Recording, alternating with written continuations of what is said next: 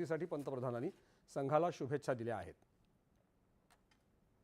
जपानमध्येच काकामिगहारा इथे झालेल्या 18 वर्षाखालील महिलांच्या आशियाई हॉकी चषक स्पर्धेचं कांस्य पदक भारतीय संघानं पटकावले. तिसऱ्या क्रमांकासाठी झालेल्या लढतीत भारतानं दक्षिण कोरियाचा 3-0 असा सहज पराभव केला. सामन्याच्या दुसऱ्याच मिनिटाला संदीपा कुमारीनं गोल करत भारताचं खातं उघडलं. कर्णधार स्वीटी कुजूरनं दुसरा तर नौशीन नाझनं तिसरा गोल नोंदवत भारताच्या विजयावर जणू शिक्कामोर्तबच केलं. नौशीनचा स्पर्धेतला हा 12वा गोल असून तिनं स्पर्धेत सर्वाधिक गोल करायची कामगिरी बजावली आहे. सामनावीर मात्र संदीपा कुमारी ठरली. पंतप्रधान नरेंद्र मोदी यांनी या कामगिरीबद्दल भारतीय महिला संघाचं अभिनंदन केलं आहे.